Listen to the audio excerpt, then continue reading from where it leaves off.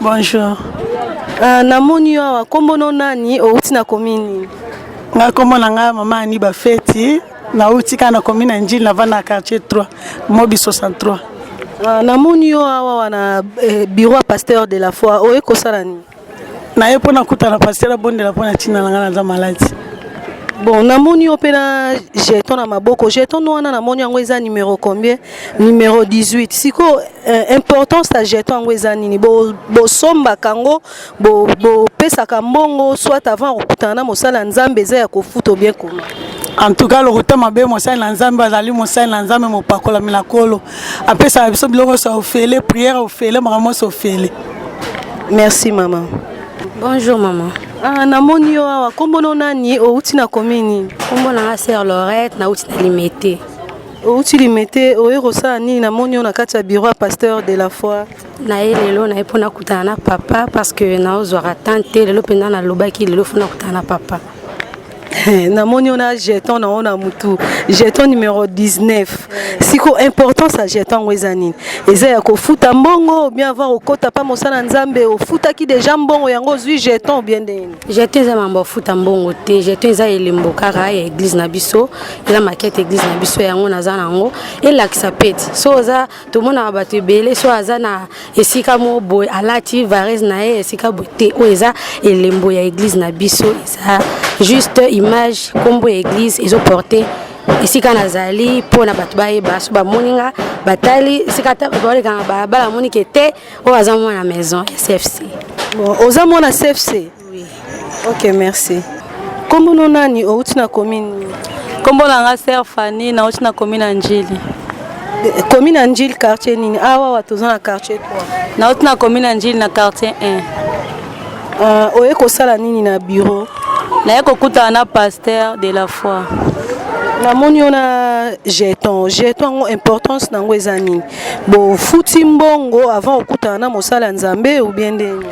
Jeton on a futi mbongo te ezande pona nombre de personnes tozali faut que ba jeton soko ya avant ba pesio jeton ndeti o eza jeton numéro 20 donc na za 20e pona kuta na pasteur.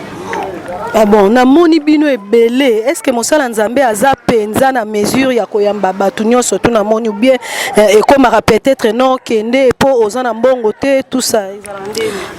Nga kutu tango na ye na kesa samaki ba expliquer nga ke passer avant kuta ne faut futa $5 nga bi mais nga ba epse nga bongo te pona na mbongo te mais ya na ye na se renseigner ba beza lokuta po passer nga mona église na ndoka ki aloba nga na osa musana nga gratuit njamba pesi nga ngo eza gratuit faut na sala ngo gratuit mais interprétation ka ya batu nde ba nga ba interpréter nga mabe asenga mbongo te c'est gratuit batu nyonso amba biso sans problème mais na ordre kaka désordre donc ayambaka na ye gratuit ndengo tomona rabisika musu onction pour $100 onction pour $5 donc awa gratuit jeton eza kaka par rapport ya heure d'arrivée c'est ça? Oui si so comme avant donc on appelle jeton avant. OK, merci. Bonjour maman. Bonjour ma Sandrine. Kombo nani outi na komini? Kombo langa mwa Prudence Kunisa na outi na komini Masina. Namoni yo kuta na mosala nzambe problème via likambo. Naza masolo mkia kusola na papa. Siko namoni osimbi jeton numéro na omona soki 60 wana. Siko jeton wana ezali osombi peut-être 60 000 francs ou bien comment? Te na sombi te jeton eza po na ordre nde oyo kutana musala nzambe eza po na ordre to sombi na mbongo te ni te eza po na heure d'arrivée to na heure na koma kinde yango ba pesinga jeton oyo miza po na osomba te. Siko ero ye déjà kuti bato ebele jeton na omona numéro 60. Est-ce que bako yamba yo na ero esi to komi ou bien ndenge? na numéro 60 on a zaba oyambanga papa ayambaka na tanyo so mutala ngo posa na ngonga nyonso oyo suki okomi akoyamba yo na problème na ono so sana ngo ba tanyo so banda tongo ndinga zo yamba ti tango osisa ya jeto ya numéro na ngai okoma pe obenganga donc nyonso toi aussi sa pasteur abanda koyamba nini pas si ça ni abanda koyamba banda 8h à 6h à 20h à 21h. Donc si ça ka kaka batu donc kaka batu ba aussi sa jeton ou bien za la rappel il y a deux fois batu mususu amoni ke na ekoki azongi na ya abengi bango mukolo mususu bien ndeni asi saka non so batu aussi la ndenge pe akataka mukolo ba koyamba batu ne sipo soki ozali akoyamba ona tano so tiba yo zo si sa yepa azala yamba batu. Bon mama siko ndenge eza boye tango bozokota bo futaka ou bien na mutazana kana aza pe na mbongo na ya futaka mutaka boya kofuta boye mutaka boya kofuta bien ndeni te ye aza musala nzambe ayambaka na mbongo te ayambaka mutu na problème na ye nyonso aza nango tofutaka 100 francs te 50 francs te 200 francs te toyaka kokutana ya kosola tosolaka ya ofele ya mbongo te. Ok ça. Bonjour maman. Bonjour maman. Kombo nani outi na komini? Kombo na ngai Siska Kingudi na outi na komina Masina. Komina Masina awa komina Njili oye kosala nini? Na ye pona kutana papa. Na moni ozana na jeton na moni numéro 43. Siko jeton wana eza au futi au sombi ou bien ndengeni? Te jeton na sombi te na futi pete. Bongo jeton na maboko e osani. Jeton na ye na ngoko eza ordre pona kutana na papa. Donc eza ordre ndengo yeli numéro 43e yango wana ba oyamba. Ndenge na yeli numéro 43 ndenge pe ba oyamba ngai. Funa nanda ordre. Sikoyo mama na ngai tozo yoka ke epona okutana na mosala nzambe bozo futa na ebite yango to yebiso moko sur le terrain et poto yoka bino bozo futa bozo somba ou bien ndenge. Bon, pona ko kutana na papa tozo futa te tozo somba te poko tunga na yaki na misu na nga eza na mususu akoti aza kutu na ordre te menenga yaki kaka koti papa yambaki epa bimi yango na ndenge to yaka boye ofuta mbongo te eloko moko te nini te okokota pona problème na yo bosololi na ye ayambi yo ofuta mbongo te. Na moni na réception ya bureau pasteur de la foi na moni na bakombo ya bato bakombo o liste nini mama eza liste ya bato nyonso bakota pa pasteur liste ngo bazofuta et pour na moni place moso tie déjà ba très bien bazofuta combien ou bien ndenge nini te a bafuta mbongo te bakota gratuit ba très bien wana to tia eza bato de basi bakoti faut pointer po obosana te. Donc, Namukolo, pasteur de la foi, ayambaka à peu près combien de personnes? Namukolo ayamba plus ou moins 70-75 personnes. Est-ce que Abandako yamba ni na 6 à Erni? Abandako yamba 8 heures, 20 heures, nous sommes comme à Tozana à la 20 heures, maman, na mona no mosa nzambe morota yamba akoma 8 heures pe a 6 à 20 heures to mona kaka na par cadre pasteur reçoit de 8 heures à 14 heures bino 8 heures à 20 heures et puis to mati 20 heures batu basilité moi bokata ndingo nezate. Donc pasteur azalaka obligé à kosilisa nombre ya batu nyonso surtout oyo baye na mukolo wana. Bon, azalaka obligé ya kosilisa bango mpo mutu mosusu ayaki banda ayaki omona se alembi azalaka na posa pasteur à recevoir et donc azo obligé fois ça mosala po eza mosala nzambe. Ok, merci. Oui, bonjour maman. Oh, tomonaka Koko Patrice. Lelo tomoni ona ki jeune okoyi kopesa biso kombo na oya ki jeune. Merci maman Deborah, kombo na eza frère Platini, kombo ya ki jeune nengo itsolo ba frère Platini mobei. Siko na moni na bureau ya groupe Les Bons Samaritains. Lelo peut-être eza mukolo ya théâtre te. Yo oye ko sala ni na kati ya bureau. Merci nzamba pa mola pour na question présence na biso na bureau ezali pour na kotia ordre na musala nzambe ndenge de kwa itiko loba ebele bato bayaka bato mosusu bayaka ba 5 heures kozwa ba jeton alors moto awuti mosika atiki ndako aye 5 heures kozwa jeton to mpe kokomisa komo mpo akutana mosala nzambe alors eza na bato mosusu bayaka ba 8 heures ba 7 heures ba 9 heures ba 10 heures siko mpo ordre ezala tobenga ordre d'arrivée il faut tolanda ndenge bato bazoyela yango toza wana bandeko mpona kosoutenir mosala nzambe. Et à part ça, toza wana pona ko sécuriser peuple nzambe afin que kimia ezala yango omoni présence na biso ezala. Koko Patrice, na moni batuna ba jeton numéro ba 72 ba 63 peut-être tokoki ko zwa vraiment précision ya bien pa na yo. Jeton wana tozo comprendre te eza bazo somba ngo na mbongo bien ndenge. Non, awa ba soma jeton te ba pesa pe mbonte pona okutana musanda. Mnena itolo ba jeton eza juste pour tout ça ordre donc ça dit mutoya te ke o ngai na ye bokotsanga vanto mutoye awelela non jeton eza juste pour tout ke na ordre donc tozo omoni bande baza bazo benga par numéro donc numéro 1 koti wala ndi numéro 2 mututanga fani ebiki nazana jeton numéro 20 par exemple soka yoki babe numéro 8 ou 10 par exemple ebiki numéro nanga nanu ekomiti donc jeton eza juste pour na otsa ordre na mosala nzambe donc c'est un peu ça. Siko awa wana moni pasteur reçoit gratuit. Siko intérêt na bino ezanini to bureau bo futa kango comment parce que to mona rabatu mususu nde na koyamba wana atanga na yebi bible pe ezolo bake ba kutana na mosala nzambe ma boko pamba te mais batu nyonso balobi kaka pasteur ayambaka gratuit donc yango wana na bandeli lisusu ko lobake précision ya solo yo kaka mtoko yiko pesa biso awa ele kaka nde. Merci maman. Ne ba itolo ba posité awa papa asenga batu mbongo te ne itolo bana. Bible zo biso nzamba lobi to kosalela yesi mainzamba opambola biso. Donc c'est seulement Dieu qui bénit. Donc papa azo sala musala o nzamba pesa ki eza vision donc ne Bible zo banzambe soit pesi vision pesa na provision.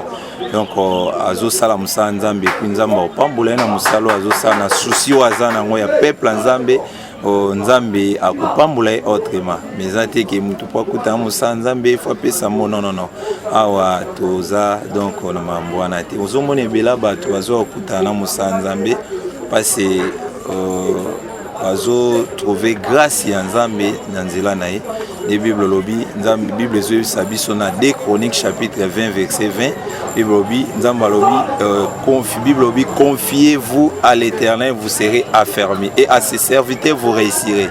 Donc côté ya réussite nzambe apesi on na basali na ye donc so bato bazo kutana musa nzambe eza pona koluka réussite sur tous les plans bato bazamba problème bazo solution na nzela musa nzambe mais kokutana musa nzambe na witi koloba a eza vraiment conditionné donc eza gratuit.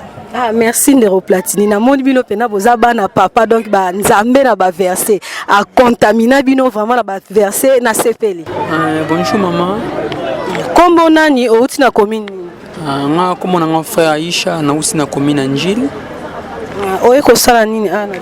Bon nga naza justement agent de sécurité église CFC nde to yaka na bureau pona kota ordre ya moninga awa.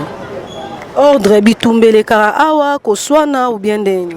Te awa pa mosala nzambe ordre zateke pona ko bituya ko ordre pona bitumba.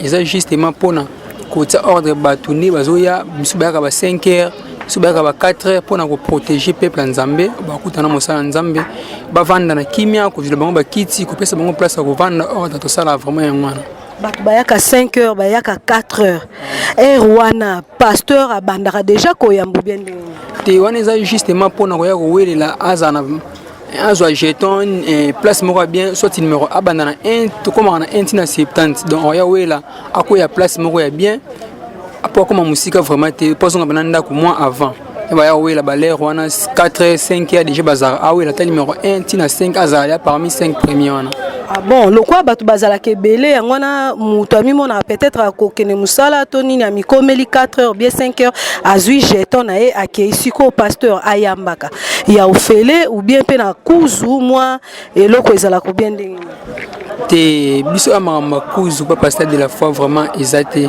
pasteur de la foi ayambaka vraiment ezaka nyonso ezaka ofele oye bon sur place ya kovanda okutana pasteur de la foi nyonso to eza ofele donc mbongo avant pasteur de la foi ezala raté. OK, merci. Oui, bonjour ma sœur. Ah papa na moni e bela batu awa vraiment oyambaka bango ndenge ko baza peuple nzambe ba yo kutana na nzambe nzambe musale ko pekisa batu te olobaki to suki nombre awa ezama pasteur na ba ka bongo ndenge moni ba yo wana donc chaque mardi na zana bureau on a à 8h même sur la loi à 21h pendant 20h tout ça. Ah pasteur na moni batu na ba jeton na maboko jeton yango ya kosomba bazofutela mbongo bien ndenge non jeton en fait c'est ça pour na ordre moni biso to ba africain africain en réalité où la mime intérêt na bon je sais pas si on peut batu nyonso mais dès to réaliser la mission muta où la mime intérêt dans quel sens muninga mso ko ya avant y aye après mais ana poussa ba ya mbaino qui parle ba na apprécier na apprécier mona mutu ba discussion comme ba to ba écouter na musala nzami ba discuter ozomona parce que mutu aya va olinga te oye simo le kaliboso na raison pour laquelle on moni to chai système ba jeton mutu yo aye ba PC jeton c'est l'ordre d'arrivée soko ye ozui jeton numéro 1 ou aye simazui numéro 2 ou aye kuna zui numéro 3 donc c'est zo servi kaka na ordre mais et l'homme yo sala na pas c'est ça que basala nzambe même je vous dis au nom de Jésus-Christ de Nazareth azoyo kanga nzamba bomo azoyo kanga ce qui fait très mal le loza que batu ba interprétant autrement mais et c'est moi ça ka kostambula na nzambe ndi nzamba obenganga ndinga ostambula nanga ndi na otikende pe na ye donc même des hommes de Dieu ne mon batatonda awa yango ka isala haine pour des batu bayaka donc il y a un nombre de jazo lega awa donc azoyo bisa batu e bureau pasteur de la forme yango a somisa batu fiche pour ayamba ngana somme ça va te ficher ba jeton nga te muna pesa ngo ba pesa ngo bana o balala na bureau donc ba tu msuba yaka 4h du matin pour zo jeton ba msuba yaka 5h ba msuba yaka 6h du matin ou ba zo ba jeton pona baza ba to liboso ngana simple instrument yanza na osenga mutu mbongo kwa ni pona na capacité ta pesa mutu solution na problème mais non senga mbongo kwa ni parce que basenga mbo pona mutu médecin a osenga mbo pa ibike azo komeka opesa ta guérison na nzela qui se peut traitement na mais ngana kana prière au nom de Jésus-Christ comme ça na osenga mutu mbo nde. OK papa ibongo to tanga ka Bible balobi pe ke ba kutana na mosala nzambe ma boko pamba te et pas na yo elekela ndenge ni. Bon, c'est biblique, hein, ils ont un bon parce que la Bible est tellement sabiso mingi. Tout le monde attend le prophète de quoi il disait ta bandoya na mboka. Il disait soit na mboka au monde roi a chargé punda on bien le présent. Donc a temi loko na punda a lobi bo que consulter mon salanzam peut-être il peut avoir un message de la part de Dieu. Ils ont rendu ngwana. Donc tout le monde a Bazaël roi Tinda Zaël a bien Zaël qui est tout na prophète Élisée ceux qui na obika na malade on a zanango bato yebi histoire on a Azaël akenda ba yebisi ke akufa me koyebi ça a été mais Azaël tanga zonga zo vunga administre na maya ziparwa roi kufa donc on dit que quand bato va que consulter Moussa Nzam ba koyo ke pema bo pa matil mais ça l'homme susu to sepela koloba moté par rapport à la crédibilité parce que bato misu ba précédent pe biso ba ça il a penza mais des fois na bandenge moko ya ba intérêt même jusqu'aujourd'hui il y a des hommes de Dieu qui reçoivent le peuple dédié avec moyennant quelque chose aux hommes bah me soutient à la ils sont non tiens enveloppe $100 pour coûter un pasteur tout et tout mais moi je suis là depuis 8h 20h mais je vous dis ma soeur ils ont pour batunde ba yaka awa mutoyer ko biso ke naza na problème ni moi na obela ordonnance ngo ou le banete quand même sto sambela baba ndembo moi na bala moko ba kise bimi mais au comment obligé comment lukambo moi na ngaza libanda wana frère Platini ko Patrice aibi plusieurs fois na benga kaye nabisi ta lukila no 10 000 lukila 5 000 pour l'aime sur mon mutali bosozo yamba ana zemi azo biso ke pour mbongo ki azaki lo ezate mobala kenda voyage ko lukana so ko bangala tout et tout ce qu'on suite ezate yaza ko aza au courant comme na loba moi na maza libanda na Platini Donc c'est vrai que ça dans le biblique, mais maman comme ça tout le bas monter comme ça monte. Tala ka on oyamba gratuitement, mais ba toi na teka affiche. Boso na komo lo bana bandimi que ba kuta na musala nzai mabo pambate. Mais non.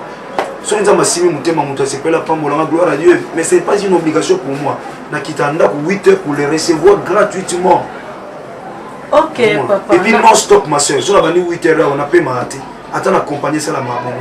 Après maté donc nous sommes na awa moué. Donc nazana mai awa. Donc mai yango na omela donc mai donc na omela. Vous aurez temps ya repoter. Vous aurez temps repoter. Mutauti auti lokola kindele. Akomaki à 7 heures. Yosko est commis peut-être au Yamé na ba Ernil peut-être moi ba 16 heures. Banda qui 7 heures, l'on a 5 heures, des fois commis 7 heures. Tu as commis 17 heures, peut-être on a payé ma mouken à liana, 30 minutes. Au sein de la mouni, on a passé. Tant que mon seul ensemble, esclave, vraiment esclave.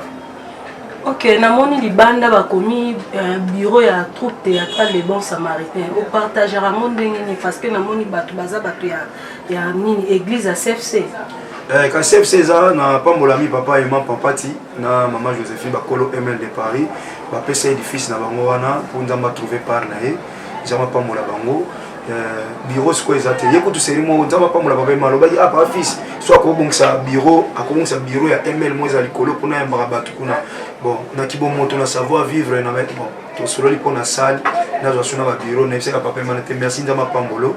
Le roi bureau donc ils ont bureau dans ça on a groupe les bons samaritains donc ils ont bureau groupe les bons samaritains le roi CFC pesa vision dans ma pesanga le roi bureau ils ont noté on est tout bureau ah ouais mais mes bureau peut comment non parce que ça m'a c'est déjà grâce toujours déjà permanence na CFC et tout le pont mon quartier 8 et je crois par la grâce de Dieu tout pour yebapé qu'on soit bureau un jour na grâce à Nzambe tata donc ils ont bureau non lobby il y a groupe les bons samaritains théâtre les bons samaritains on a un visionnaire mais tout ça on peut garder en fait et là on paye ça on te pognon sur comme ça bon papa namoni bata sécurité libanda na yebité na makambo nzambe komi na ba sécurité donc wana bazo sécuriser ou bien ndenge batu bayebi na sala pièce moya papa na major bisadidi na ndo jouer pasteur na za bureau la fille ba kota mi balé moko s'il vous plaît allons la sous-vêtement na ye aganga pasteur a violenga.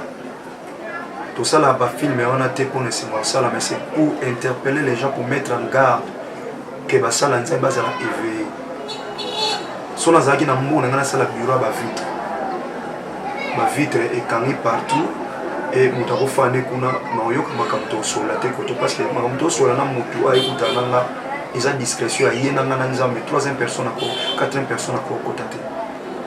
C'est quoi le cola na possibilité te ça la bureau ba vitre pour na batu misuba za na bango belé kuna ba mona radio sur les 44 et aux alaté ya moni na chasiko ba na église pour bazan sécurité libanda pour que tant on tozo kota premièrement pour na ordre ba on vient na ba jeton numéro 2 oye numéro 4 oye sur la team ba bisio okuta na mosala nzambe tous les hommes na zipé lo likolo na pantalon la te kanyizo tozo likuta o cha likolo do bazo sunganga pour na pengwa te premièrement deuxièmement mutu ça kokota na bureau abi ko passer azane ye moko ako créer peu problème surtout biso ba oluka biso na mabe parce que balingité ba tuba sala nzambe na solo ba oluka biso na mabe alors sans bango quelque part nous allons pas exposer na danger et on peut battre la bonzambe lui ne donner pas l'action diable ne bazala on attend aux côtés que ba tuba libanda ba fenêtre za au fond maman donc c'est que na moyen kosa dikabu awa et vous allez te mais toutefois que muri musanto azana biso pas au battre nzamba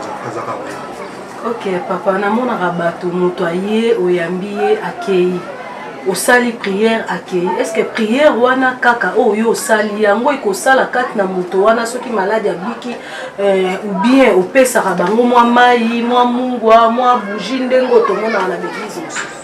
Bon maman Sandrine le problème c'est quoi kobiki sa moto ezana formité na lobango Yesu masi akutana na 3 aveugles na Bible na biki sa bonyo sonde monte akutana na Monsieur Asali dans Jean chapitre 9 avec les naissances azuka potopoto asali atena miso abike sur la silwa ki amoni akutana avec le monsieur asali premier touché abemonde na bina moni batumelo kwa banzete mais ba otambola asali deuxième touché amoni amaki ora village akutana Bartimée albina Bartimée que veux-tu que je te fasse asali touché te asali potopoto te alobika mona Bartimée moni kasi tomona Moïse pe asala miracle na bateau kasi nga na Moïse tenga na Jean Paul Moïse na mapesa ye bateau nga na mapesa na bateau parce que il y a bateau Moïse nga na Moïse bateau na kai suki la mabe nzamba bise sala na mobo asali bonze côté nzamba bisala boya sali nde mususu omunika bateau na okumisa Moïse mais mimila Moïse ngamba kota mbokela kate donc sikoyo pasteur secret na œuvre mes amis secret na ngezaka moko o basala nzambe so bakolanda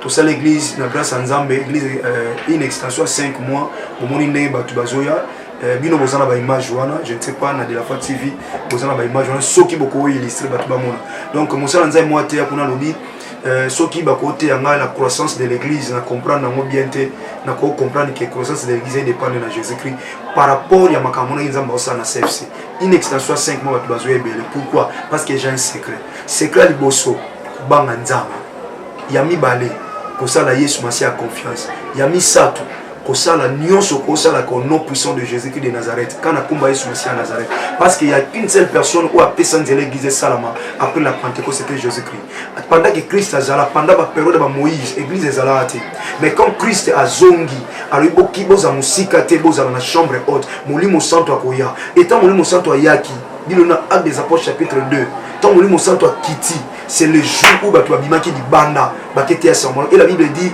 3000 personnes qui converties, 3000 ça côté Bassinaba. En réalité, là où il y a des hommes et des femmes, ce sont des femmes qui sont plus nombreuses. Bon, Bazaraki Belé, ça côté Ban. Donc, si on dit 3000, tu peux supposer Bassi Bazaré 5000. Et ça, les 8000.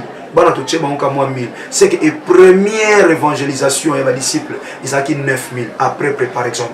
Donc vous comprenez que une église est comme quelques jours et qu'on s'est expliqué dans Colombo 9000 personnes après Batu Baganyaki. Alors pour dire que secret nanga maman Sandrine ezali yako belle la combo moko ya Yesu Masiya Nazareth où ya pesa nze l'église et ça la moi secret nanga na pesa maite na pesa mafuta te muto ayi na bonde na komba Yesu Masiya Nazareth. Ya mona souffraka maman no moni wana zali bana maman Jorette as intercesseuse ya église et puis aza moi si ya neve nanga na cadre ba famille te problème susu acha kaka fille moi za la wana na yele msusu chérie na yele koma bona mama l'église on a parce que moi ça neve nanga azana moi ça Thomas donc azana yo de sa grande sœur azana pour toi yo de la foi moi ça Thomas donc Jorette azana tant on ça la délivrance moi na moi si yem daza lipo te sene te Thomas bo yem to box et bon délivrance à moi mon ba frère sécurité bazana ma frère comme on est dans la mosquée bazana parce que moi si moi mbala ko bongisa ka été ozomona ya ko bongisa ka été donc yé moi ça zo bongisa pourquoi na osambela ko simba nzoto moi na c'était na za médecin te kata nzoto moi si ande so bilambel longue comme il kama médecine ce ko biso basala nzambe to traiter ka mutu avec les habits to simba nzoto nete ce ko mi tomboler la mbana na chama bona kati ya libume ko makanisi mususu ya on se so lambe tombwami ya zawana azobombela mba nga na zo bongela nanga donc c'est un peu ça le secret na ngeza pasteur tout le monde a eu aux alara vraiment na tenté au kabolara batant ya ndaku église théâtre ndengeni parce que ata mikola répétition théâtre oyambaka après quitte oyambaka lelo mardi oyambaka en tout cas au kabolaka vraiment batant na ndengeni makambo sala maneni kasi pona peka ko mibate la crédibilité mama Sandrine na na répétition on lika mutu moye papa na problème so il matin na kufa au salle o ya mardi soit que kufa si on makamona makila le temps on likona yo pourquoi on obligé créer ka temps sur la net temps qui est au bonde la ki né dans un maboué le lobby normalement à 20h 21h mois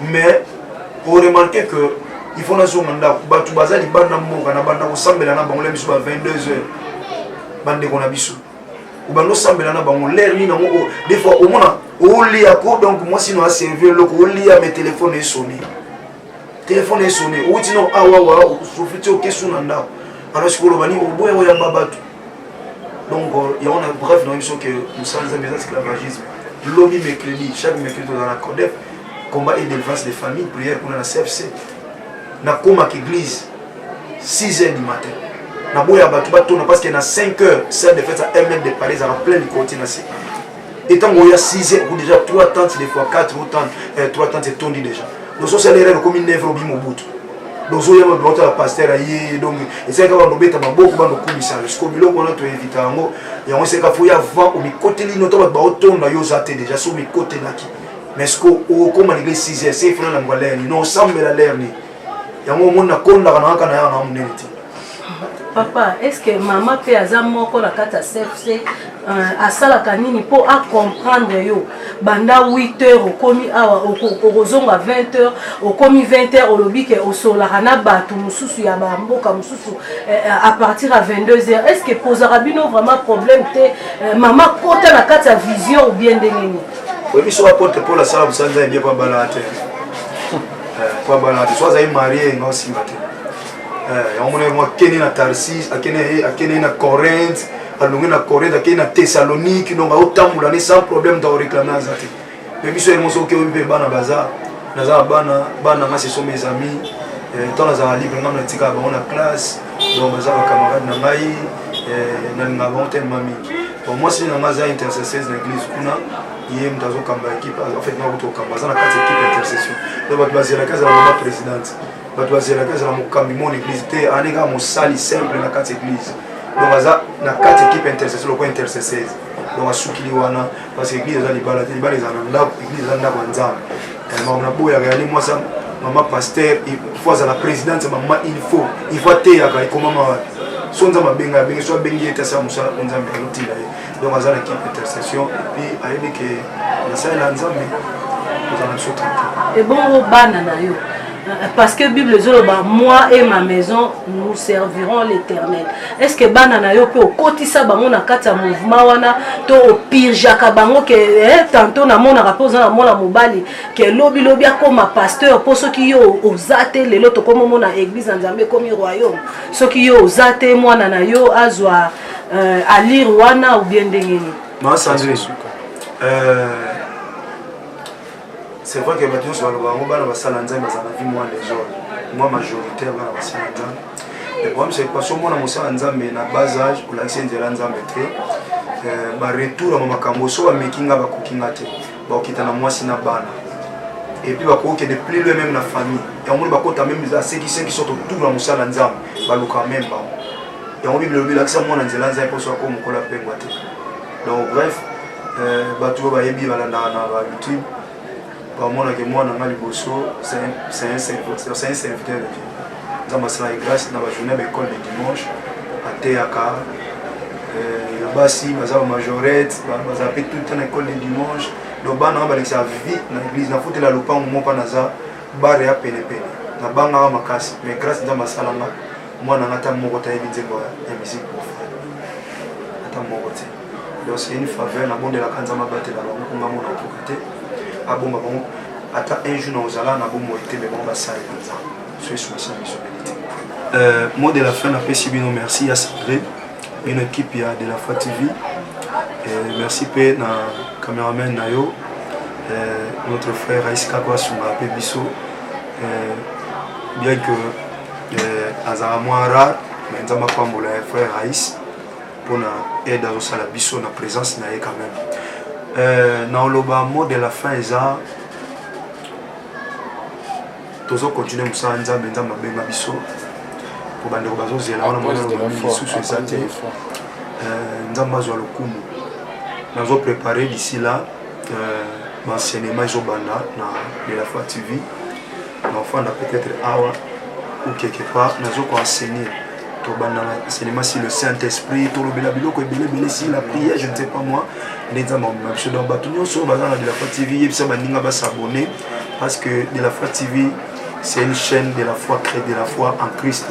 Ils ont une chaîne chrétienne où ils ont un bloc au centre. Et le théâtre pris au quota, je crois, dans quelques jours, la semaine, on a déjà le théâtre au quota. On a le théâtre un groupe Les Bons Samaritains de la Foi TV.